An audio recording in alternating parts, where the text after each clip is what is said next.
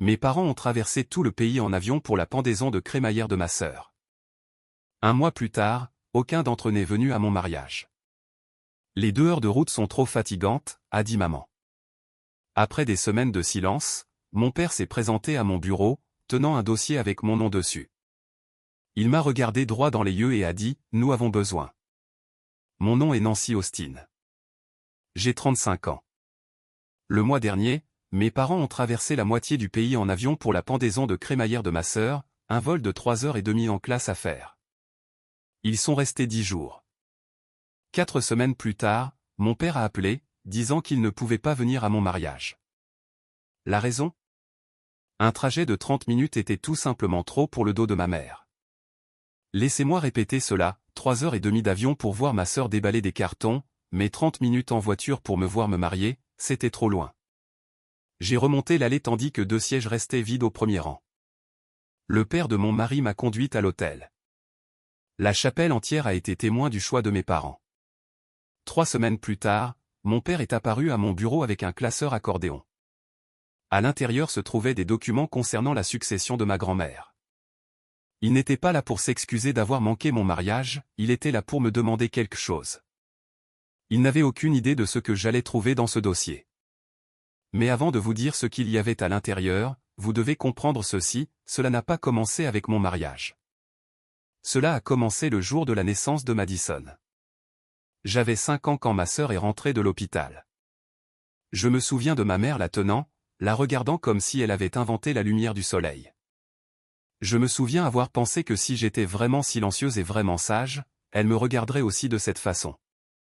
Elle ne l'a jamais fait. Le premier Noël dont je me souviens vraiment, j'avais 6 ans, Madison en avait un. J'avais demandé au Père Noël une maison de poupée, le genre avec les petits meubles et les lumières qui fonctionnent. Le matin de Noël, elle était là, toit rose, volet vert, tout ce que j'avais imaginé. Ma mère l'a mise dans la chambre de Madison. « Nancy, tu es une si grande fille maintenant, a-t-elle dit. Tu comprends que le Père Noël a un budget, n'est-ce pas? Madison n'est qu'un bébé. Elle a besoin de plus. J'ai eu un livre de coloriage à 12 $. Madison ne pouvait même pas encore marcher. Mais cette maison de poupée est restée dans sa chambre pendant les 8 années suivantes. Je ne l'ai jamais touchée. Je me suis dit que c'était bon, que peut-être quand Madison serait plus grande, les choses seraient différentes. Elles ont empiré. Le lycée est arrivé, et la division est devenue officielle. Madison s'est inscrite à Holy Trinity Preparatory, une école catholique privée, avec de petites classes et des frais de scolarité de 18 000 $ par an. J'allais à Washington High, une école publique, gratuite. L'explication de ma mère, Madison a besoin de petites classes, elle est plus sensible. Tu es intelligente, Nancy, tu t'épanouiras partout. Je me suis épanouie parce que je le devais. J'ai travaillé 20 heures par semaine chez Target pendant mes années de seconde et de première, économisant chaque chèque de paie pour l'université, tandis que Madison était conduite à l'école dans une voiture que mes parents lui avaient achetée. 4 ans à Holy Trinity, 72 000 $. J'ai gardé la trace. Même alors, je gardais la trace. Puis vint l'université. J'ai été accepté à l'université de Iowa avec une bourse de 15 000 $, pas une bourse complète, loin de là. Le reste, je l'ai couvert avec des prêts étudiants fédéraux, 52 000 $ empruntés pour mon baccalauréat. Madison a été acceptée à la même université 2 ans plus tard. Mes parents ont payé chaque centime, frais de scolarité, logement, repas, livres, argent de poche, 48 000 $ sur 4 ans, plus 27 000 $ supplémentaires pour son année à l'étranger à Florence, en Italie. Je me souviens avoir appelé mon père pendant ma 3e année. Il y avait un programme d'été à Dublin, 4 000 $. J'avais économisé 2 000 $ grâce à ma bourse de conseillère en résidence. J'avais juste besoin d'aide pour le reste. Nancy, tu sais, nous sommes à court d'argent, a-t-il dit. Madison a besoin d'une voiture pour le campus. Peut-être l'année prochaine. Il n'y a pas eu d'année prochaine, mais Madison a eu son année en Toscane. J'ai obtenu mon diplôme en 2012 avec mention, et 52 000 $ de dette. Ensuite, j'ai directement intégré un programme de master en enseignement supérieur, ce qui a représenté 37 000 $ de prêts supplémentaires. Madison a obtenu son diplôme en 2013, après 5 ans d'études, sans dette, avec un bronzage italien et un chèque cadeau de 3000 $ pour son diplôme. J'ai reçu une carte par la poste. Mes parents sont venus à ma remise de diplôme de master. Ils ont assisté à la cérémonie, mais ils n'ont pas pu rester dîner. Nous avons promis à Madison que nous l'aiderions à déménager dans son nouvel appartement, a dit ma mère. J'étais dans le parking, en toge et en toque, et je les ai regardés partir en voiture. 89 000 $ de prêts étudiants. C'était le prix de mon indépendance. J'ai appris à célébrer mes propres victoires, car personne d'autre ne les comptait. J'ai commencé à travailler aux admissions à l'université de l'Iowa en 2014, un poste d'entrée de gamme à 38 000 $ par an. Ce n'était pas beaucoup, mais c'était à moi. J'aidais les étudiants de première génération à naviguer dans l'aide financière, des étudiants dont les parents ne pouvaient ou ne voulaient pas les aider. Je les comprenais. En 2020, j'avais gravi les échelons pour devenir conseillère principale aux admissions, à 68 000 $ par an, un bon salaire pour l'Iowa, stable, respectable. Et chaque mois depuis 2015, j'avais envoyé 400 $ à mes parents. Ils appelaient ça « de l'aide pour les factures ». Moi, j'appelais ça ce que c'était, de l'argent de la culpabilité.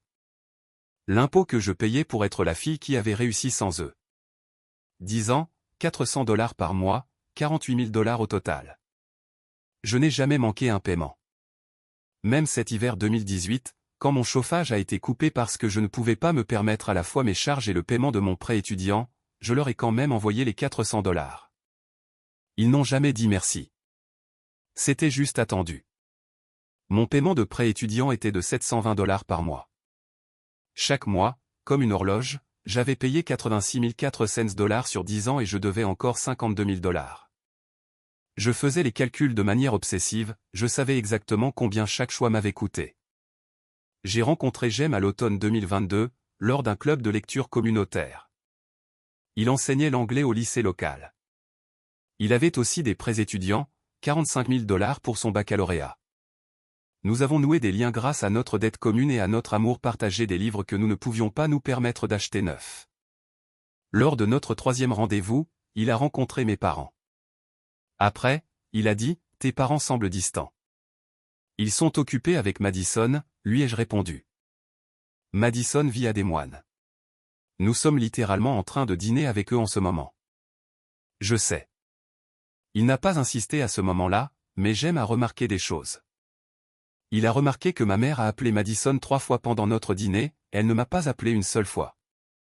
Il a remarqué que quand j'ai mentionné ma promotion au poste de conseillère principale, mon père a dit « c'est bien » et est retourné à sa soupe.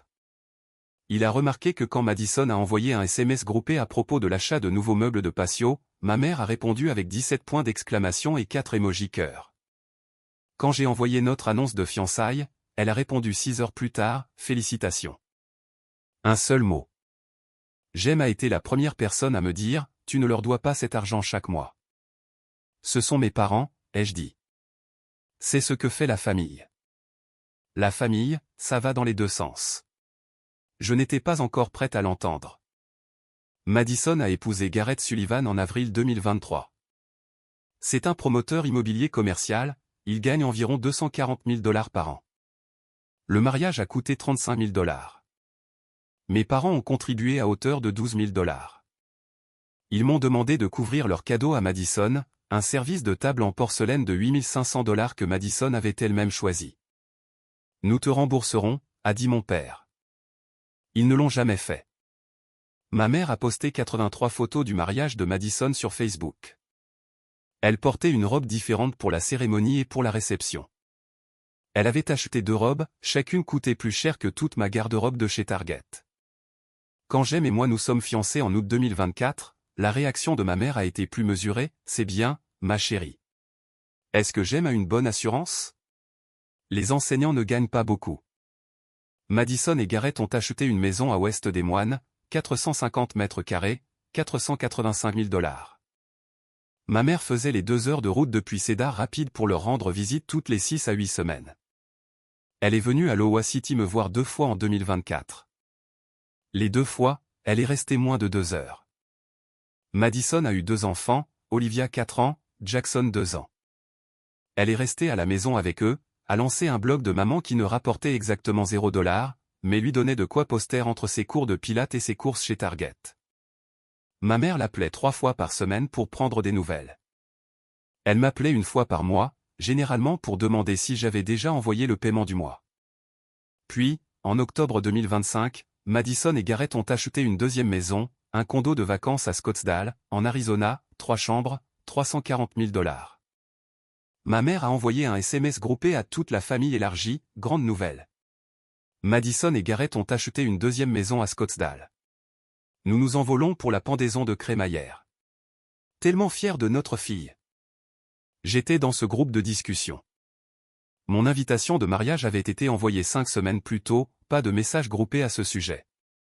Mes parents ont réservé leur vol pour Scottsdale le 2 octobre, 520 $ chacun. Billets en classe économique avec siège en rangée de sortie pour plus d'espace pour les jambes, 45 $ de plus par trajet pour le confort. Ils sont partis le 23 octobre, de Cedar Rapids à Chicago, puis à Phoenix, 3h30 en avion. Ils sont restés 10 jours. J'ai tout vu se dérouler sur Facebook. Ma mère a tout documenté, 47 photos sur 10 jours. Jour 1, arrivé dans la magnifique Scottsdale. Tellement fier de la magnifique nouvelle propriété de Madison. Jour 3, aider Madison à décorer sa maison en Arizona. Le temps en famille est le meilleur. Jour 5, coucher de soleil depuis le balcon de Madison. Béni au-delà de toute mesure. Jour 8, je n'arrive pas à croire que nos vacances sont presque terminées. Madison, nous sommes si fiers de toi. J'ai vu chaque publication, chaque sourire, chaque légende de maman fière. Mon mariage était dans 3 semaines. Ils ont acheté à Madison un ensemble de meubles West Elm, 1800 $, plus 3200 $ en espèces comme cadeau de pendaison de crémaillère, 5000 $ de cadeau pour une maison de vacances, pour une fille qui vivait déjà dans une maison d'1 demi-million de $. Avec un mari qui gagnait 6 chiffres. J'ai envoyé un texto à ma mère le 2 novembre, le jour de leur retour, bienvenue à la maison. Comment s'est passé le voyage? Elle a répondu 6 heures plus tard, magnifique. L'endroit de Madison est magnifique. Nous sommes épuisés, cependant. Ce voyage nous fatigue vraiment à notre âge. Je n'ai pas répondu. 3 semaines plus tard, cette fatigue serait l'excuse pour manquer mon mariage. Le 10 novembre, 12 jours avant mon mariage, ma mère a appelé. Nancy, c'est à quelle heure ta cérémonie déjà? 14 heures, je t'ai envoyé le programme, maman. Ah oui, oui. Et c'est à Iowa City. Oui, comme je l'ai dit plusieurs fois. C'est un peu loin pour nous, tu sais. Maman, c'est 30 minutes. Eh bien, ça semble plus long quand on a notre âge. Tu viens de prendre l'avion pour l'Arizona. C'est différent, nous étions assis. Mon estomac s'est noué. J'ai su à ce moment-là. J'ai su. Je vous verrai le 22, ai-je dit, et j'ai raccroché avant qu'elle ne puisse entendre ma voix se fêler. Cette nuit-là, j'ai dit à Jamie, je ne pense pas qu'ils viennent. Ne t'inquiète pas trop, a-t-il dit. Ils ont confirmé leur présence. Oui, je les connais mieux que ça. J'aurais dû faire confiance à mon instinct. Mardi 18 novembre, 4 jours avant mon mariage. J'étais à mon bureau, au travail, en train d'examiner un dossier d'aide financière pour une étudiante de première génération. Mon téléphone a sonné, ligne professionnelle. La voix de ma réceptionniste est passée par le haut-parleur, Nancy, ligne 2, c'est votre père. Mon père ne m'appelait jamais au travail. J'ai décroché. Nancy, il faut qu'on parle de samedi. Quoi à propos de samedi? Je savais déjà, mais j'avais besoin de l'entendre le dire. La sciatique de ta mère s'est vraiment manifestée. Le médecin a dit qu'elle ne devait pas rester assise en voiture pendant de longues périodes. Papa, c'est 30 minutes. Eh bien, c'est plutôt 45 avec la circulation. Il n'y a pas de circulation entre Cedar Rapids et Iowa City un samedi après-midi. C'est 30 minutes. Je l'ai conduit 100 fois. Nancy, ne sois pas difficile. Ta mère souffre. Tu viens de prendre l'avion pour l'Arizona. Silence. Puis, c'était différent. Comment? Nous étions assis dans un avion. Nous ne conduisions pas. De plus, Madison avait vraiment besoin de nous là-bas, c'était important pour elle. Et mon mariage n'est pas important? Tu as toute la famille de Jem qui vient. Tu auras beaucoup de monde là-bas. La famille de Gareth n'est pas proche de Madison. Elle avait besoin de nous. Ma main tremblait. J'ai mis le téléphone sur haut-parleur et j'ai serré le bord de mon bureau. J'ai besoin de vous, Nancy. Tu es égoïste. Tu as toujours été l'indépendante. La santé de ta mère doit passer en premier. Tu comprends ça, n'est-ce pas? Je comprends parfaitement. Bien. Nous enverrons un joli cadeau. Et nous te verrons à Noël. J'ai raccroché. Je suis resté assise à mon bureau pendant 3 minutes. Puis j'ai ouvert le plan de table de mon mariage et j'ai supprimé leur nom du premier rang. J'ai laissé les sièges vides. J'ai envoyé un texto à Jamie, ils ne viennent pas. Il a appelé immédiatement. Quoi? Je te raconterai ce soir. Je dois travailler. J'ai aidé cette étudiante de première génération pendant 20 minutes de plus, lui expliquant comment accepter ses prêts, comment budgétiser ses livres, comment demander des fonds d'urgence si elle en avait besoin. Puis je suis allé aux toilettes et j'ai pleuré. Mon oncle George m'a appelé le lendemain, le frère de mon père. Ton père m'a appelé. Il a dit qu'il ne venait pas à ton mariage. Oui. C'est un lâche. Je viens, et je m'assieds à leur place. Oncle George, vous n'êtes pas obligé. Je suis à 90 minutes d'ici. S'ils peuvent le faire, ils peuvent le faire. Je te verrai samedi, Nancy. Il a raccroché avant que je puisse discuter. La mère de Jamie a appelé le 20. Nancy, chérie, nous sommes ta famille maintenant. Nous allons remplir cette chapelle d'amour. Je l'ai cru. Samedi 22 novembre 2025. Je me suis réveillé chez les parents de Jamie. Sa sœur me coiffait. Je n'arrêtais pas de vérifier mon téléphone. Rien. Tu n'arrêtes pas de vérifier ton téléphone, a-t-elle dit. Je sais. Ils ne vont pas appeler. Je le sais aussi. Alors pourquoi? Parce que je suis toujours leur fille, même s'ils ont oublié. À 11h47, j'ai vérifié une dernière fois. Pas de message, pas d'appel. J'ai éteint mon téléphone à midi. Owen est arrivé à 12h15 avec du café et des beignets. Oncle George est arrivé à 12h30.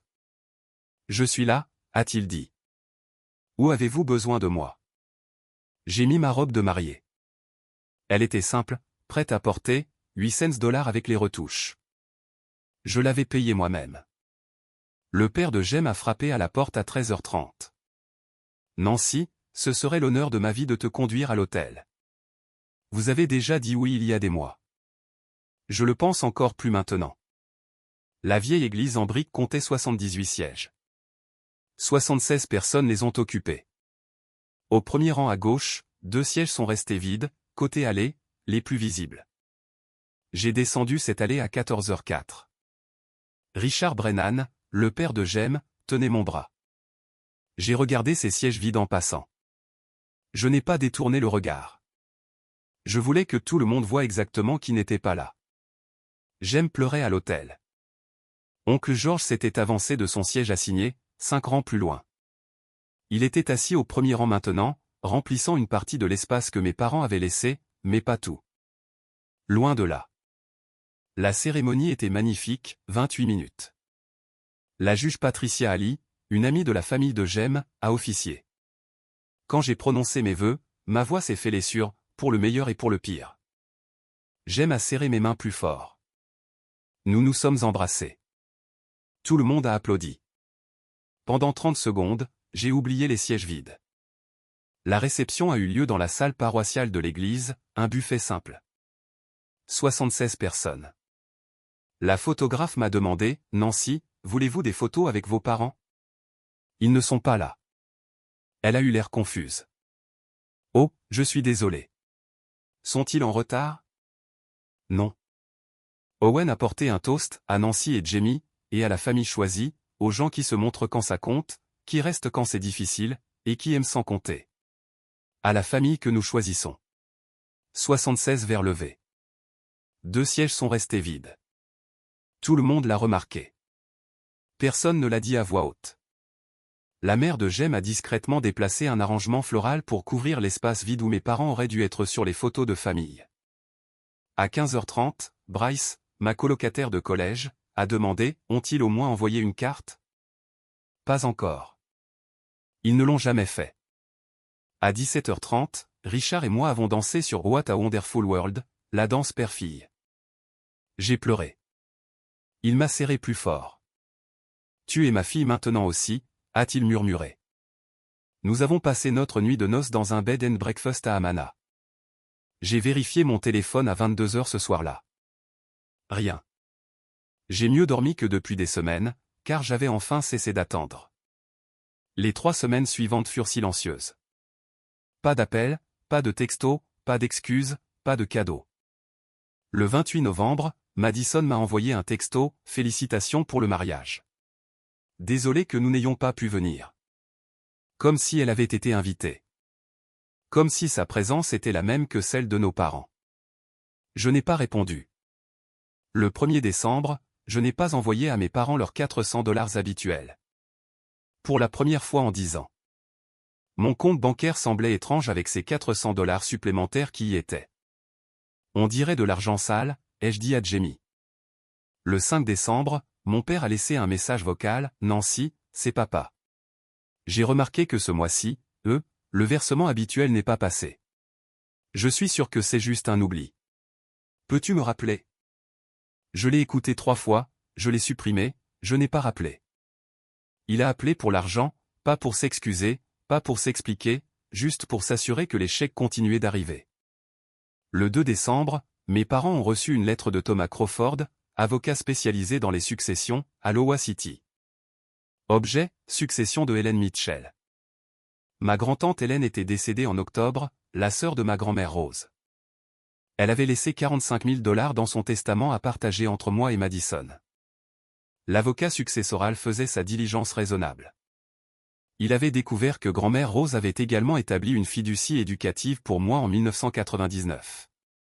Procédure standard de vérifier les fiducies familiales antérieures lors du règlement d'une succession. Il a envoyé une lettre demandant un compte rendu. Je ne savais rien de tout cela. Pas encore. Mais mon père, lui, savait. Le 8 décembre, il a appelé mon bureau, a obtenu ma réceptionniste, Dolores. J'essaie de joindre Nancy Austin. Puis-je demander qui appelle? Son père. Dolores a couvert le téléphone, est venue à mon bureau. Nancy, ton père est en ligne. Dis-lui que je suis en réunion. Elle est retournée. Elle est en réunion en ce moment. Quand serait-il bon de la joindre? Elle est généralement là de 9h à 17h, mais je vous recommande d'appeler avant. Je vais juste. Je passerai. Dolores m'a raconté plus tard qu'il avait l'air terrifié, en sueur, serrant un dossier. Je ne savais pas qu'il venait. Lundi 15 décembre 2025, 14h47. La voix de Dolores est passée par mon interphone. Nancy, votre père est là pour vous voir. J'ai gelé. Ma main s'est arrêtée au milieu d'une frappe. Mon père ici, à mon bureau. Dis-lui que je suis en réunion. Pause. Il dit que c'est urgent, à propos d'affaires de famille. J'ai fermé mon ordinateur portable, je suis descendu. Il se tenait dans le hall, les cheveux gris plus fins que dans mes souvenirs, portant son bon pantalon kaki et une chemise polo, la tenue qu'il portait aux événements de Madison. Il tenait un dossier accordéon marron, épais, débordant de papier. Ses mains tremblaient. Papa. Nancy, merci de me recevoir. Je ne savais pas que j'avais le choix. J'ai désigné la petite salle de conférence, mur de verre. Ici. Il m'a suivi. Le dossier semblait plus lourd dans ses mains qu'il ne devrait l'être. Je ne me suis pas assise. Lui-ci. Je sais que tu es contrarié par le mariage. Est-ce de cela que vous êtes venu parler? Le mariage que vous avez manqué il y a 3 semaines? Non, je suis venu parler de la succession de votre grand-mère. Ma grand-mère est décédée quand j'avais 13 ans, en 2003. Pourquoi parlez-vous de sa succession maintenant? Votre grand-tante Hélène est décédée en octobre. Je sais, vous ne me l'avez pas dit. Je l'ai vu dans le journal. Il a tressailli. Nous allions te le dire. Les choses ont été compliquées. Vous avez pris l'avion pour Scottsdale. Ce n'était pas compliqué. Nancy, s'il te plaît. Il a ouvert le dossier. Hélène a laissé de l'argent, 45 000 $ à partager entre toi et Madison. D'accord. Mais l'avocat successoral, il pose des questions sur une autre fiducie de 1999. Quelle fiducie? Il a glissé une lettre sur la table, en tête de Crawford & Associates. Datée du 2 décembre. Objet, résuccession de Hélène Mitchell, demande de compte rendu. Je l'ai lu. L'avocat demandait un compte rendu complet de la fiducie de garde UTMA de Rose Mitchell de 1999 pour la bénéficiaire Nancy Austin. Je ne savais pas que ma grand-mère m'avait laissé une fiducie. Mon père ne m'a pas regardé dans les yeux. C'est là que j'ai su. Il a glissé une autre série de papiers sur la table. Loi uniforme sur les transferts aux mineurs, État de l'Iowa, compte d'éducation de garde, établi le 14 juin 1999. Bénéficiaire, Nancy Marie Austin, date de naissance 12 août 1990. Dépôt initial, 150 000 $. Gardien, Vernon James Austin, Carol Ann Austin. Je l'ai lu 2 fois. Les mots n'avaient pas de sens. 150 000 $. Votre grand-mère voulait que vous ayez de l'argent pour l'université. J'ai contracté 89 000 $ de prêts étudiants. Je sais. Alors où? J'ai arrêté parce que je savais déjà. Montrez-moi où c'est allé. Nancy, montrez-moi. Il a sorti des relevés bancaires. 5 ans de relevés, de 2008 à 2014. Relevé de retrait, 15 août 2008, 12 000 $ de dépenses d'éducation qualifiées. 12 janvier 2009, 15 000 $ de dépenses d'éducation qualifiées. 20 août 2009, 18 000 $ de dépenses d'éducation qualifiées. J'ai saisi mon téléphone, j'ai commencé à chercher. Holy Trinity Preparatory School, frais de scolarité 2008, 18 000 $ par an. L'école privée de Madison. Madison. J'ai continué à faire défiler les relevés. 2011, 27 000 $ de dépenses d'éducation qualifiées. L'année de Madison à Florence. De 2011 à 2014, 15 000 $, 15 000 $, 15 000 $, 15 000 $. Frais de scolarité de l'Université d'État de Madison. 4 ans. Chaque retrait correspondait à une dépense de Madison. Pendant ce temps, j'avais rempli des demandes de prêts étudiants. Nous avons fait des choix difficiles, Nancy. Nos 2 filles avaient besoin d'une éducation. Ça portait mon nom. Les ressources familiales sont des ressources familiales. Nous pensions que tu comprendrais. Tu as toujours été si indépendante. Tu as eu des bourses. Ça allait aller pour toi. Ça allait pour moi parce que je travaillais 40 heures par semaine tout en suivant 18 heures de cours. Ça allait pour moi parce que je mangeais des ramen 4 soirs par semaine. Ça allait pour moi parce que je me débrouillais, pas parce que vous m'avez aidé. Madison avait besoin de plus de soutien. Madison a eu une année en Italie. J'ai eu un 2e emploi. Tu déformes ça. Je lis vos relevés bancaires. Il a sorti un autre document, fraîchement imprimé ce matin-là, formulaire de libération et de reconnaissance du bénéficiaire. L'avocat de la succession a besoin de cette signature pour clôturer correctement la succession de tante Hélène. Je l'ai lu. Moi, Nancy Austin, reconnais avoir reçu la pleine distribution de la fiducie d'éducation établie à mon profit par Rose Mitchell en 1999, totalisant 150 000 $. Je libère par la présente la succession de toute obligation future et confirme que tous les fonds ont été utilisés de manière appropriée pour mes dépenses éducatives. J'ai levé les yeux. Vous voulez que je mente? Je veux que tu aides ta famille. Si tu ne signes pas ça, le processus successoral se complique. La part d'argent de tante Hélène pour Madison pourrait être retardée. Elle compte dessus pour les fonds universitaires de ses enfants. Dehors.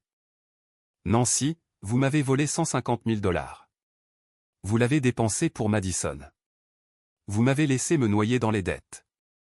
Vous avez manqué mon mariage. Et maintenant, vous voulez que je signe un document légal disant que vous n'avez rien fait de mal, pour que Madison puisse avoir plus d'argent. Ce n'est pas comme ça. Dehors. Il s'est levé, a commencé à se diriger vers la porte. Puis il s'est souvenu du dossier. Il l'a laissé sur la table. Tout. Chaque document, chaque relevé bancaire, chaque preuve. Il était si paniqué qu'il a laissé l'arme du crime derrière lui. Je suis resté seul dans la salle de conférence. Dolores regardait à travers la vitre mais n'est pas entrée. J'ai ramassé le dossier. Tout en bas, sous tous les relevés bancaires, se trouvait une enveloppe scellée, de couleur crème, vieillie, adressée d'une écriture tremblante, pour Nancy, à ouvrir quand tu commences l'université. Avec amour, grand-mère Rose. Mes mains tremblaient en l'ouvrant. 14 juin 1999. Ma très chère Nancy, tu as 9 ans aujourd'hui.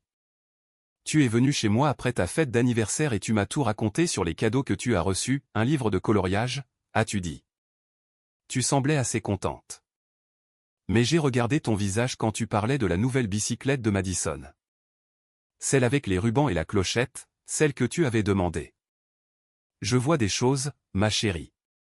Des choses que les adultes autour de toi manquent ou choisissent de ne pas voir. Ta mère a toujours préféré Madison. Je ne dis pas cela pour te blesser. Je le dis parce que quelqu'un doit te dire la vérité, ce n'est pas ta faute. Tu n'es pas moins digne. Tu n'es pas moins aimé. Tu es simplement moins visible aux yeux des personnes qui devraient te voir le plus. Je mets de l'argent de côté pour tes études universitaires, 150 000 $.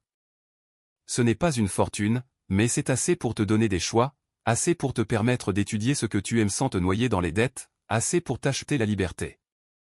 Cet argent est pour toi, pas pour les dépenses familiales, pas pour ta sœur, pas pour des urgences qui, mystérieusement, profitent à tout le monde sauf à toi. Pour ton avenir. Je désigne tes parents comme gardiens parce que légalement, je dois le faire. Je leur fais confiance pour agir correctement envers toi. S'ils ne le font pas, Nancy, s'ils prennent cet argent qui t'appartient et l'utilisent ailleurs, je veux que tu te battes pour ça. Batte-toi pour ce qui est à toi. Tu es brillante, Nancy. Tu es gentille. Tu es capable de choses extraordinaires. Ne laisse personne, pas même ta propre famille, te convaincre que tes rêves comptent moins que ceux de quelqu'un d'autre. Je te laisse aussi ma bague en améthyste, celle que je portais le jour de mon mariage. Ta mère la voulait, mais elle est à toi. Porte-la et souviens-toi, tu es digne de tout ce qui est bon. Tu mérites d'être vu. Tu mérites d'être choisi. Si tu lis ceci, je suis probablement parti. Mais sache que je t'ai vu, Nancy, chaque fois que tu es restée silencieuse quand Madison était louée. Chaque fois que tu as souri malgré une autre déception. Chaque fois que tu t'es faite petite pour que les autres soient à l'aise. Je t'ai vu, je t'ai aimé et je voulais te protéger. Utilise cet argent sagement. Construis la vie que tu mérites. Et s'ils essaient de te le prendre, souviens-toi de ce que ta grand-mère Rose a dit, bats-toi pour ce qui est à toi. Tout mon amour pour toujours et à jamais, grand-mère Rose. PS ne laisse personne te dire que l'indépendance est la même chose que ne pas avoir besoin d'amour. Tu peux être forte et mériter quand même d'être tenue. Je l'ai lu 3 fois. Puis j'ai posé ma tête sur la table de la salle de conférence et j'ai sangloté. Ma grand-mère savait. Elle savait ce qu'il faisait. Elle a essayé de me protéger et ils l'ont quand même volé. Dolores a frappé doucement à la vitre 20 minutes plus tard. Chérie, tu vas bien? J'ai levé les yeux. Non, mais ça ira. J'ai commencé à ramasser les papiers, à les remettre dans le dossier. Qu'est-ce qu'il voulait? Il voulait que je mente pour lui, que je renonce à quelque chose qui m'appartenait, pour que ma sœur ait plus. Qu'est-ce que tu vas faire? Je vais trouver un avocat. J'ai envoyé un texto à Jamie, peux-tu rentrer tôt? J'ai besoin de toi. Il a répondu immédiatement, en chemin. Je suis sorti de cette salle de conférence en portant un dossier rempli de preuves. Et pour la première fois de ma vie, je n'avais pas peur de ce que mes parents penseraient. Ce soir-là, j'aime à tout lu, les relevés bancaires, les documents de la fiducie, la lettre. Il n'a rien dit pendant longtemps. Finalement, Nancy, c'est du vol. Je sais. Non, je veux dire légalement. C'est un vol réel. Tu étais la bénéficiaire. Ils étaient les dépositaires. Ils avaient une obligation fiduciaire. Ils l'ont violée. Ils voulaient que je signe un formulaire disant que j'avais reçu l'argent. J'aime m'a regarder. Tu ne l'as pas reçu? Bien sûr que non. Bien, car nous allons te trouver un avocat demain. Il m'a tenu cette nuit-là. Je n'ai pas pleuré. J'avais assez pleuré. Maintenant, j'avais besoin d'être lucide. Mercredi 17 décembre, 10 heures du matin. Le bureau de Charlotte Price était en centre-ville, une petite firme, 3 avocats. Son site web indiquait une spécialisation en litiges fiduciaires, rupture d'obligations fiduciaires et litiges successoraux. Elle avait 52 ans, les cheveux gris en chignon, des yeux perçants, un sourire chaleureux. Elle a tout lu, a pris des notes, a posé des questions. Combien devez-vous encore en prêts étudiants? 52 000. Et ils ont dépensé 150 000 $ de votre argent pour l'éducation de votre sœur. Oui. Nancy, c'est un cas d'école de rupture d'obligations fiduciaires. En vertu de la loi de l'Iowa, les dépositaires des comptes UTMA ont l'obligation légale d'utiliser les fonds uniquement pour le bénéficiaire désigné. Ils ne peuvent pas les réaffecter à d'autres enfants. C'est du vol. Quelles sont mes options? Nous envoyons une lettre de mise en demeure, demandons un compte rendu complet et une restitution. S'il refuse, nous intentons une action civile. Vous auriez droit aux 150 000 $ d'origine, plus les intérêts, plus vos honoraires d'avocat, éventuellement des dommages et intérêts punitifs. Combien de temps cela prendrait-il? S'ils règlent rapidement, 2 à 3 mois. S'ils se battent, cela pourrait prendre 1 an. Je n'ai pas hésité. Envoyez la lettre. Charlotte a commencé à rédiger cet après-midi-là. J'ai appelé mon oncle Georges ce soir-là. Oncle Georges, il faut que je vous raconte quelque chose sur papa et la fiducie que grand-mère m'a laissée. Enfin. J'attendais depuis des années que tu le découvres. Vous saviez? Ton père m'a dit en 2009 qu'il réaffectait l'argent de Rose pour les 2 filles. Je lui ai dit que c'était mal, que c'était à toi. Nous ne nous sommes pas parlé pendant 2 ans après ça. Le direz-vous à mon avocat? Je le dirai à un juge si vous en avez besoin. Jeudi 18 décembre. J'ai rendu visite au père Timothy à l'église. Nancy Austin, je ne vous ai pas vu depuis votre mariage. Félicitations. Père, je dois vous poser une question sur ma grand-mère, Rose. Une femme merveilleuse. Elle me manque. Vous a-t-elle déjà parlé de favoritisme dans notre famille? Il a soupiré. Oui. Elle s'inquiétait pour vous. Elle disait que votre mère avait toujours préféré Madison, et que ce n'était pas juste. C'est pourquoi elle a créé ce fonds d'éducation spécifiquement pour vous. Elle m'a fait témoin lorsqu'elle a signé les documents de la fiducie. Elle voulait s'assurer que vous seriez protégé. Ils l'ont dépensé pour Madison. J'en avais peur. Au 20 décembre, Charlotte avait des affidavits signés par l'oncle Georges et le père Timothy. Le dossier de preuve s'épaississait. Le 23 décembre 2025, Charlotte a envoyé la lettre de mise en demeure. Crawford et Price Légal. Objet, rupture d'obligation fiduciaire, compte UTMA pour Nancy Austin. Cher monsieur et madame Austin. Ce cabinet représente votre fille, Nancy Austin, concernant la malversation de fonds du compte d'éducation sous garde établi à son profit par Rose Mitchell en 1999. Notre cliente dispose de documents prouvant qu'en tant que dépositaire, vous avez retiré la totalité du solde de 150 000 $ entre 2008 et 2014 pour des dépenses non liées à l'éducation de Nancy, spécifiquement pour les frais de scolarité de l'école privée de votre autre fille, Madison. Et ses programmes d'études à l'étranger. Ceci constitue une rupture d'obligation fiduciaire en vertu du chapitre 565B du Code de l'Iowa. Demande de restitution intégrale, 150 000 $, intérêt de 2008 à 2025, 38 000 $, intérêt de prêts étudiants payés par Nancy, 34 400 $. Total des honoraires d'avocat, 222 400 $. Vous avez 14 jours pour répondre. Le défaut de réponse entraînera des poursuites civiles. La lettre a été envoyée par courrier recommandé et par courriel. 3 jours plus tard, mon téléphone a sonné. Maman appelait. J'ai répondu. Comment as-tu pu faire ça à ta propre famille? Salut, maman. Nous pourrions perdre notre maison, Nancy. C'est ce que tu veux? Tes parents sans abri? Je veux l'argent que grand-mère m'a laissé. L'argent que vous avez volé. Nous n'avons rien volé. Nous l'avons utilisé pour l'éducation. L'éducation de Madison compte. Ça portait mon nom. Les ressources familiales sont des ressources familiales. Tu es égoïste après tout ce que nous avons fait pour toi. Qu'avez-vous fait pour moi, maman? Spécifiquement? Elle a balbutié. Nous t'avons élevé. Nous t'avons nourri. Nous. Vous avez traversé le pays en avion pour la pendaison de crémaillère de Madison et n'avez pas voulu faire 30 minutes de voiture pour mon mariage. Le dos de votre père allait bien dans l'avion. Si tu poursuis cette action en justice, tu vas déchirer cette famille. Vous l'avez déjà fait. Vous l'avez fait chaque fois que vous l'avez choisi elle plutôt que moi. Vous l'avez fait quand vous avez dépensé mon avenir pour le sien. Vous l'avez fait quand vous n'êtes pas venu me voir me marier. Je ne déchire rien, maman.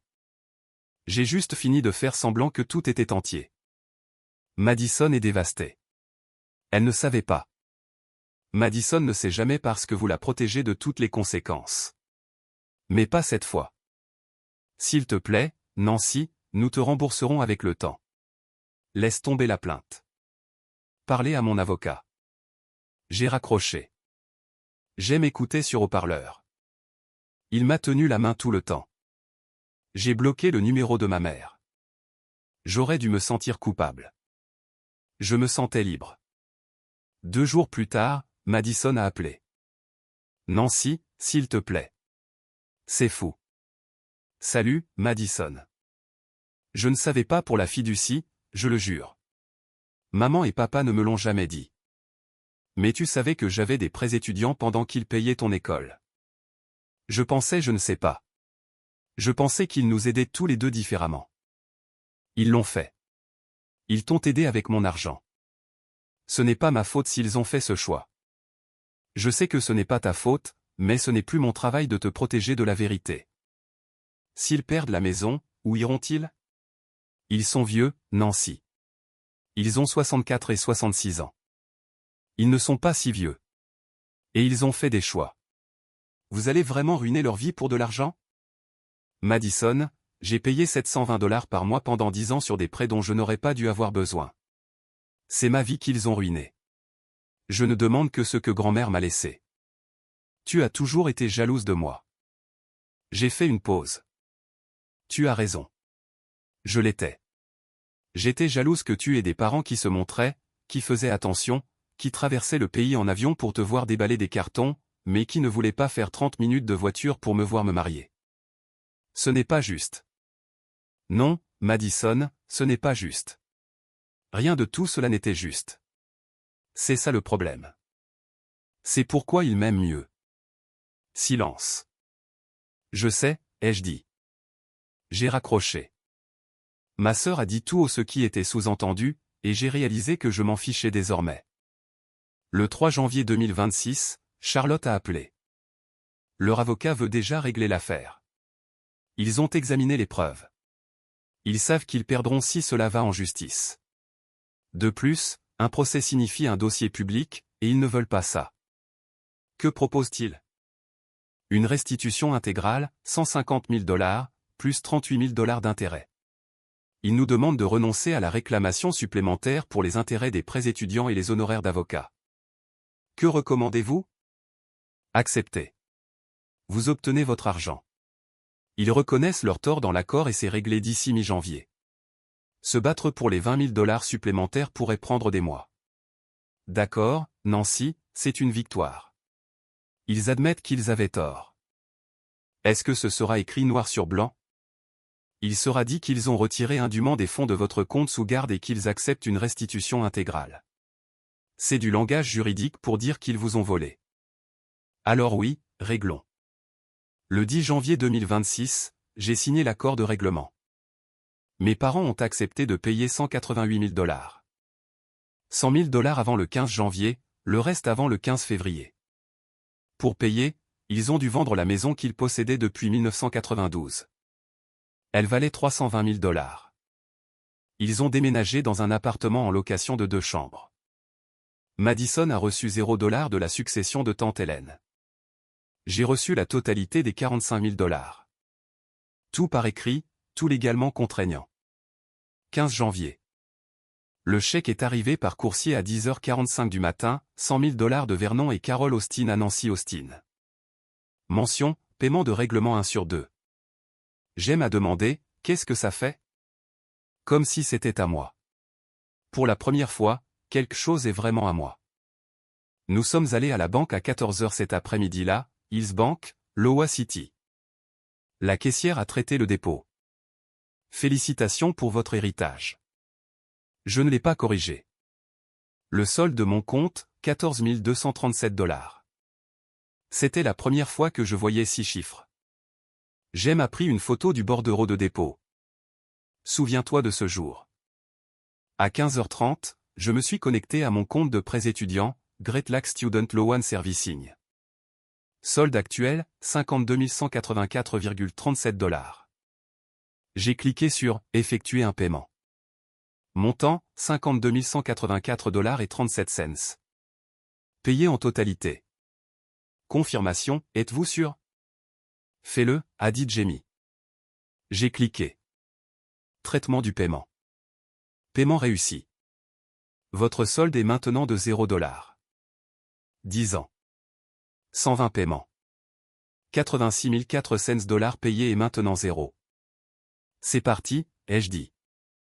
La dette est partie. Tu es libre. Ton tour. J'ai aussi remboursé les prêts de GEM, $44 891.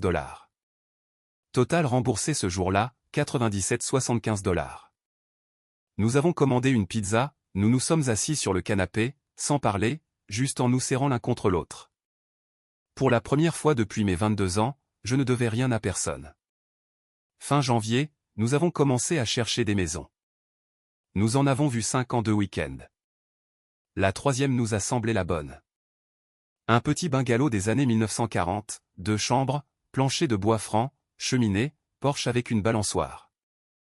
847 Sunset Street. Prix, $235 000. Nous avons offert $238 000. Ils ont accepté. Acompte de $60 000 provenant du règlement. Prêt hypothécaire de $178 000. Paiement mensuel d'environ $1100, le même montant que nous payions pour les prêts étudiants. Mais cette fois, nous construisions de l'équité, construisant un avenir. Date de clôture, 15 mars. Nous passions devant chaque semaine jusqu'à ce moment-là.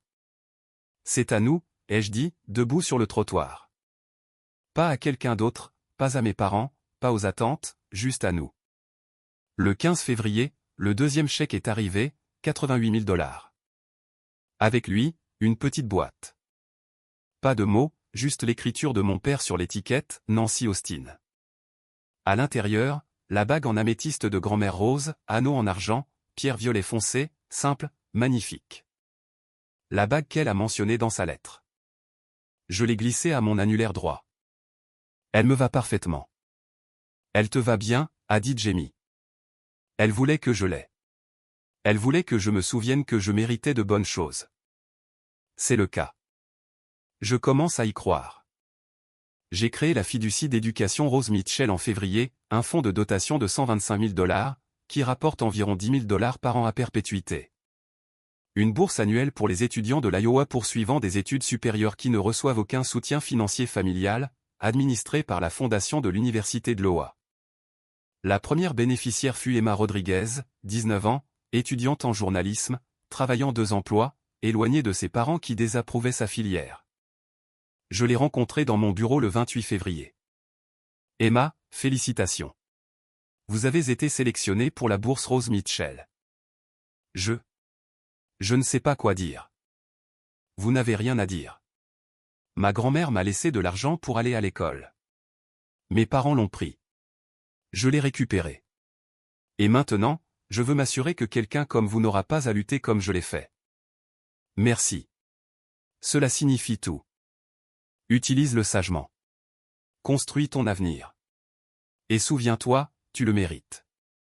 Je n'ai pas pu donner à mon moi plus jeune la protection dont elle avait besoin, mais je pouvais la donner à quelqu'un d'autre. Dimanche 23 février 2026. Salle à manger des parents de Jem.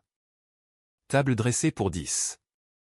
Richard et Hélène Brennan, la sœur de Jem et son mari, oncle George, père Timothy, Owen, Bryce. Rôti de bœuf, purée de pommes de terre, haricots verts, petit pain. Je me tenais là, portant la bague de grand-mère Rose. Je veux dire quelque chose. Tout le monde s'est tu.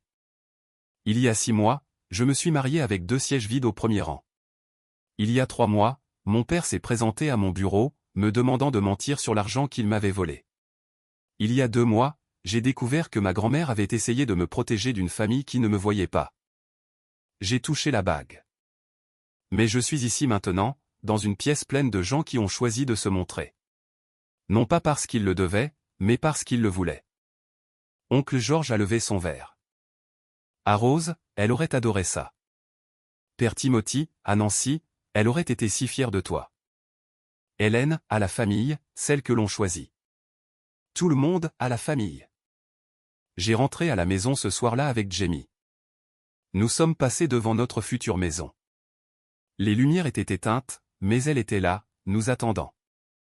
Je n'ai pas parlé à mes parents depuis le 10 janvier, le jour où j'ai signé le règlement. Je n'ai pas parlé à Madison depuis qu'elle m'a dit, c'est pourquoi il m'aime mieux. Je ne vais pas prétendre que ça ne fait pas mal. Ça fait mal. Non pas parce qu'il me manque, mais parce que je pleure la famille que j'aurais dû avoir, la mère qui aurait dû se montrer, le père qui aurait dû me protéger, la sœur qui aurait dû partager au lieu de prendre. Mais je ne pleure pas la version de moi-même qui n'a cessé d'attendre qu'il change. Elle est partie. À sa place, une femme qui connaît sa valeur, qui porte la bague de sa grand-mère, qui a construit un fonds de bourse d'études sur les cendres de la trahison, qui a épousé un homme bon qui la voit, qui possède une maison avec un Porsche.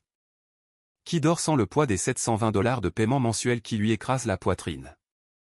La fiducie que ma grand-mère m'a laissée était censée m'acheter la liberté. Ils l'ont volée. Volée. Mais j'ai obtenu quelque chose de mieux. J'ai appris que la liberté n'est pas quelque chose que quelqu'un vous donne. C'est quelque chose que vous reprenez. Ils ont dépensé mon avenir pour la fille qu'ils voulaient. Mais j'en ai construit un meilleur pour moi-même, et pour chaque fille qui mérite d'être vue.